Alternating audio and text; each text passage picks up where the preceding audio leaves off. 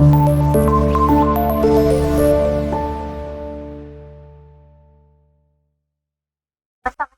कैसे हैं आप? उम्मीद है आप लोग खैरियत से होंगे। स्टूडेंट्स आज हम अपना 9th क्लास का चैप्टर नंबर फर्स्ट है introduction and role of science. इसका बहुत इंपॉर्टेंट टॉपिक करने जा रहे हैं स्टूडेंट्स, जो है कंट्रीब्यूशन ऑफ मुस्लिम साइंटिस्ट। यानी कि मुस्लिम साइंटिस्ट जो हैं उनका साइंस के अंदर उन्होंने ऐसी कौन सी खिदमत अंजाम दी हैं या साइंस की फील्ड में उनका क्या कॉन्ट्रीब्यूशन है। तो स्टूडेंट्स ये लॉन्ग क्वेश्चन के हवाले से बहुत इंपॉर्टेंट है। आपको एक या दो किसी मुस्लिम साइंटिस्ट पे नोट आ जाता है लॉन्ग क्वेश्चन में, उसके अलावा एमसीक्यू के हवाले से भी इम्पोर्टेंट है। हम इसको डिटेल से पढ़ेंगे। इसमें हम देखेंगे कि हमारे पास जो बहुत बड़े बड़े मुस्लिम साइंटिस्ट हुए हैं, हमें उनके बारे में पता होना चाहिए और हमें उनके कामों के बारे में पता होना चाहिए कि उन्होंने साइंस की फील्ड में कौन कौन सी खिदमत अंजाम। सबसे पहले स्टूडेंट हैं Jabir bin Hayyan. Jabir bin Hayyan का जो स्टूडेंट डेट ऑफ बर्थ है और डेट ऑफ डेथ है वो आपको आनी चाहिए। 722 में वो पैदा हुए हैं और 817 में उनकी डेथ हुई है 1817 में। तो ये आपको याद होना चाहिए, ये एमसीक्यू के हवाले से इम्पोर्टेंट है, ये एमसीक्यू आता है। तो स्टूडेंट्स इसको आपने याद करना है। अब 5-6 साइंटिस्ट हैं, जैसे भी करके आपको ये जो इनकी डेट ऑफ बर्थ है और डेट ऑफ डेथ है उसको आपको आनी चाहिए स्टूडेंट। जाबिर बिन हयान को फाउंडर ऑफ केमिस्ट्री कहा जाता है, केमिस्ट्री का फाउंडर। यानी कि केमिस्ट्री में सबसे पहले जो भी काम और केमिस्ट्री से रिलेटेड काम चीजें थी वो इन्होंने स्टार्ट की थी। फाउंडर ऑफ केमिस्ट्री या फादर ऑफ केमिस्ट्री भी कहते हैं, केमिस्ट्री के फाउंडर हैं स्टूडेंट। ये पहले साइंटिस्ट हैं जिनकी अपनी खुद की एक लेबोरेटरी, इससे पहले लेबोरेटरी का कॉन्सेप्ट नहीं था, इनकी अपनी खुद की लेबोरेटरी थी जहां पे ये काम किया करते थे। इन्होंने इतने ज्यादा काम किए हैं, यहाँ पे हम बुक में इसको बहुत कम उन्होंने भी लिखा है, इसको हम बिल्कुल हमने इसको समराइज किया है कि उनके कौन कौन से काम हैं। स्टूडेंट्स उन्होंने बहुत बड़े बड़े मतलब जो ऐसे काम थे जो उस टाइम पे बिल्कुल यूनिक थे, यूनिक आइडियाज दिए, न्यू केमिकल्स प्रिपेयर किए, न्यू चीजें बनाई। तो सबसे पहले स्टूडेंट हम देखते हैं कि इन्होंने कौन से केमिकल्स प्रिपेयर किए। पहली बात तो होगी, नहीं फाउंडर ऑफ केमिस्ट्री कहा जाता है, केमिकल्स। स्टूडेंट्स अब जब हमें नाम लिखूंगी तो ये आप इन सब लोग इन नामों से फेमिलियर हैं। Hydrochloric acid, sulphuric acid and nitric acid, ये तीनों जो तेजाब हैं, एसिड हैं, ये इन्होंने प्रिपेयर किए। सल्फ्यूरिक एसिड,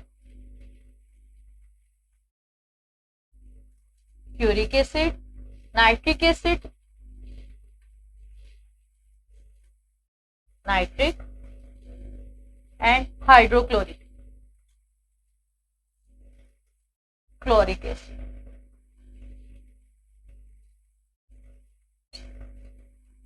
हाइड्रोक्लोरिक एसिड, ये तीनों एसिड जो हैं ये जाबिर बिन हयान ने प्रिपेयर किए थे। इसके अलावा स्टूडेंट्स अगर हम बात करें कि वो और कौन कौन सी ऐसी नई टेक्निक्स थी, ऐसी नई चीजें थी जिससे उन्होंने लोगों को मुतारिफ करवाया, तो जो हमारे पास ओर्स निकलती थी उनसे मेटल की एक्सट्रैक्शन, यानी कि हमारे पास जो धातें मौजूद हैं वो इस फॉर्म में नहीं होती। जब हम जमीन से या कानों से खुदाई करके उनको निकालते हैं तो वो ओर्स की फॉर्म में निकलती हैं, ओर्स की फॉर्म में वो निकलती हैं स्टूडेंट्स। तो आपने बताया कि ओर्स में से हम मेटल्स को किस तरह अलग कर सकते हैं, मेटल्स को हम किस तरह अलग कर सकते हैं। तो मेटल्स की एक्सट्रैक्शन की टेक्निक आपने बताई कि आपने खुदाई की है, कहीं से ओर्स निकल आई हैं, उसमें से मेटल को अलहदा कैसे करना है उस ओर से, वे टेक्निक आपने इंट्रोड्यूस करवाई। उसके अलावा स्टूडेंट्स फ्रैक्शनल डिस्टिलेशन है, फ्रैक्शनल डिस्टिलेशन।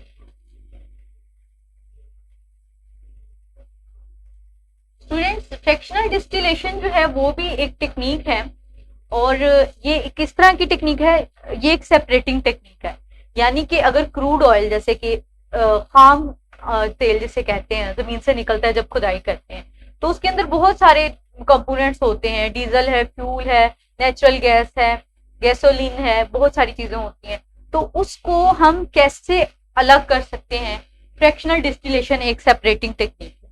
एक फ्रैक्शनेटिंग कॉलम होता है, एक कॉलम होता है, फ्रैक्शनेटिंग कॉलम, चीजों को उनके बॉइलिंग पॉइंट की बेसिस पर अलग किया जाता है।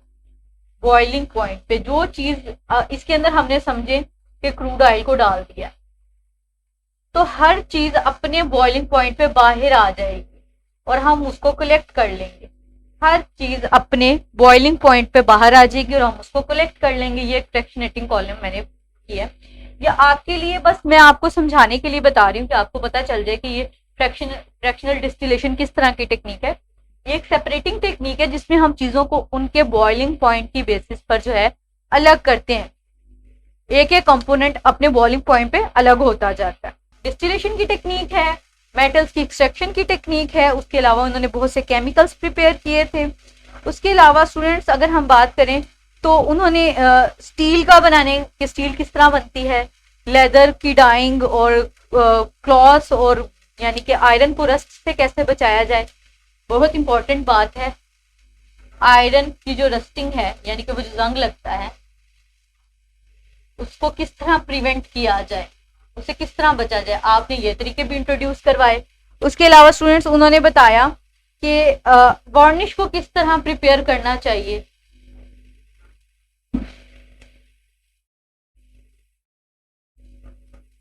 प्रिवेंशन। और इसके अलावा स्टूडेंट्स उन्होंने बताया कि हम वार्निश, ये जो हम चीजों के ऊपर चमक के लिए केमिकल यूज करते हैं, खास करके लकड़ी से बनी हुई चीजों के ऊपर वार्निश का यूज किया जाता है, उनमें एक चमक आ जाती है। तो वो उन्होंने बताया उस जमाने में सोचें कि 722 की पैदाइश है और देखें 817 में उनकी डेथ हो गई है। तो इस टाइम में इतना पुराना टाइम है, अभी तो यूरोप में भी काम भी नहीं स्टार्ट हुआ और आपने इतनी सारी चीजें प्रिपेयर भी कर दी थी। तो उन्होंने वार्निश का बताया। अब स्टूडेंट इनकी बुक्स की बात करते हैं। आपने इनका काम जो है इसको पॉइंट्स बना के लिखना है। केमिकल्स, उसके बाद टेक्निक्स, ये केमिकल्स का मैंने बनाया है, ये टेक्निक्स हैं, ये मेटल की और फ्रैक्शनल डिस्टिलेशन की, आयरन को किस तरह प्रिवेंट किया जाए रस्टिंग से, स्टील की प्रिपरेशन है, चीजों को किस तरह डाई किया जाता है, क्लॉथ को, लेदर की टैनिंग कैसे की जाती है, ये सब उनके काम है। अभी हमने बहुत उसको समराइज करके स्टूडेंट्स डिस्कस किया है क्योंकि आपकी बुक में एक छोटा सा पैराग्राफ दिया गया है। आप इसको ज्यादा इलेबोरेट करेंगे तो वो फिर आपके लिए याद रखना मुश्किल हो जाएगा क्योंकि आपने 4 से 5 जो है मुस्लिम साइंटिस्ट को याद करना है। अब हम इनकी बुक्स की बात करते हैं कि इन्होंने कौन कौन सी बुक्स जो हैं वो लिखी हैं। इधर ही मैं आपके लिए कॉर्नर में एक जगह बना देती हूँ। बुक्स की बात कर रहे हैं हम, उन्होंने जो फेमस बुक्स इन्होंने लिखी हैं स्टूडेंट, ये आपने जरूर याद रखनी है। हर साइंटिस्ट की अपनी बुक है, उसका नाम आपको आना चाहिए। इन्होंने जो बुक्स लिखी हैं अल किताब और अल खालिस, बहुत फेमस हैं। अल किताब और अल खालिस,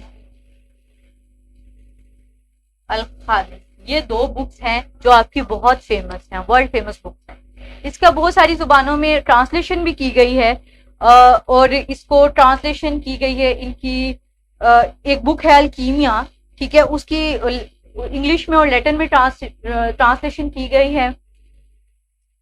तो स्टूडेंट्स आपने इनकी बुक्स के नाम भी याद रखने, अल किताब, अल खालिस और अल्कीमिया। अल्कीमिया भी आपकी बुक में मेंशन है और ये दोनों भी। अल्कीमिया नीचे करके लिख देते हैं ताकि आपको कंफ्यूजन ना हो।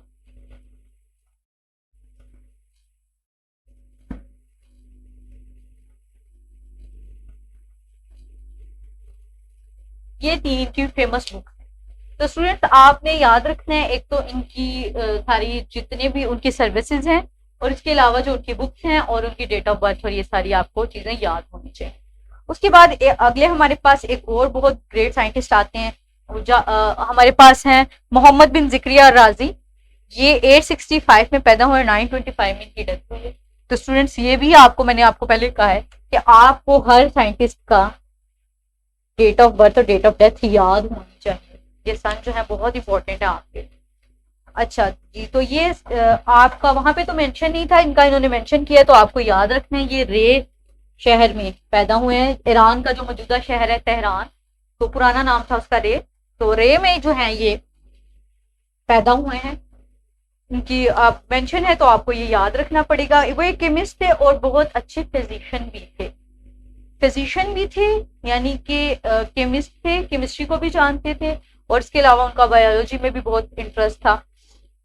अच्छा, अब हम इनके एज अ फिजिशियन पहले देखते हैं कि क्या खिदमात है, कि बायोलॉजी की फील्ड में उन्होंने क्या काम किया। स्टूडेंट, सबसे पहले एनेस्थीसिया का कॉन्सेप्ट, यानी कि ओपियम दे के बंदे को मदहोश करके, बेहोश करके अगर हम उसकी सर्जरी या उससे कोई कट टांका या कुछ भी किया जाए तो ताकि उसको दर्द कम हो। पहले ऐसे ही अगर किसी का कोई जख्म होता था, कोई गिल्टी होती थी, कोई ब्लिस्टर्स बन जाते थे बॉडी को, उसको ऐसे ही डायरेक्ट रिमूव, तो पेशेंट बहुत ज्यादा तकलीफ होती। तो ये सबसे पहले आपका कॉन्सेप्ट था कि क्यों ना कोई ऐसी बेहोशी की दवा, कुछ इस तरह की चीज पर्सन को दी जाए कि उसका जो है गनूदी की हालत में उसको तकलीफ महसूस ना हो। तो सबसे पहले जो एनेस्थीसिया का कॉन्सेप्ट है वो आपका ज़िक्रिया राजी ने दिया, एनेस्थीसिया का कॉन्सेप्ट। तो यहाँ पे लिखते हैं हम कि ओपियम जो है फर्स्ट टाइम इन्होंने यूज की, ठीक है। यूज सबसे पहले आपने बताया इसका कि क्यों ना हम मेडिकल की फील्ड में कहा गया कि सर्जरी से पहले एक पर्सन को बेहोश कर दिया जाए ताकि उसकी जो उसको तकलीफ है वो कम हो। बहुत सी थ्योरीज दी उन्होंने, आइडियाज दिए नए से। उनका सबसे बड़ा काम है कि उन्होंने केमिकल सब्सटेंसेस को 4 ग्रुप्स में क्लासिफाइड किया था। 4 ग्रुप में केमिकल सब्सटेंसेस को, ये शॉर्ट क्वेश्चन है बहुत इंपॉर्टेंट, कि मोहम्मद बिन ज़िक्रिया राजी ने केमिकल सब्सटेंसेस को किन 4 ग्रुप्स में डिवाइड किया था। वो 4 ग्रुप्स हैं, मिनरल्स हैं, बोटेनिकल्स हैं, एनिमल्स हैं और डिराइव्ड हैं। यानी कि हम सब्सटेंसेस को इन 4 चीजों से ले सकते हैं। एनिमल्स से ले सकते हैं, डिराइव्ड हैं, यानी कि उसके अलावा मिनरल से ले सकते हैं, और उनको हम बोटेनिकल्स यानी कि प्लांट्स से ले सकते हैं। चीजें 4 तरह की हैं। अब डिराइव्ड हैं तो उसको हम प्रिपेयर कर सकते हैं, एनिमल से ले सकते हैं। तो यहाँ पे स्टूडेंट मैं मेंशन कर देती हूँ, ये मैंने आपको बताया बहुत इंपॉर्टेंट शॉर्ट क्वेश्चन है कि मोहम्मद बिन ज़िक्रिया राजी ने किन 4 कंपोनेंट्स में डिवीजन की थी केमिकल सब्सटेंसेस की। एक तो हो गया हमारे पास मिनरल, इसके बाद है हमारे पास animals, plants and derived, plants derived. ये आपने क्लासिफिकेशन स्टूडेंट्स याद रखनी। उनकी जो ये तकसीम है केमिकल सब्सटेंसेस को लेके, आज भी ये इसको एक्सेप्टेबल है। आज के साइंटिस्ट भी यही कहते हैं कि जी बिल्कुल ये वाली जो क्लासिफिकेशन है ये बेस्ट है। तो स्टूडेंट्स इनका आपने 2-4 इनके जो मेन काम है उसको आपने हाईलाइट किया मैंने, आपने इसको याद रखना है। उनकी जो बर्थ प्लेस है रे, उसको याद रखना है, और याद रखना है कि ये एक फिजिशियन भी है और एक केमिस्ट भी है। ये इनका काम जो है केमिस्ट्री से रिलेटेड है, ये इनका बायोलॉजी से रिलेटेड। तो स्टूडेंट्स यहाँ पे हमने 2 मेजर जो हैं हमारे टॉपिक लॉन्ग क्वेश्चन के हवाले से उसको कवर किया है। मुझे उम्मीद है आपको बहुत अच्छी समझ आई होगी। स्टूडेंट्स इसको बहुत अच्छे से प्रिपेयर करें और अपना बहुत ख्याल रखिएगा। अल्लाह हाफिज।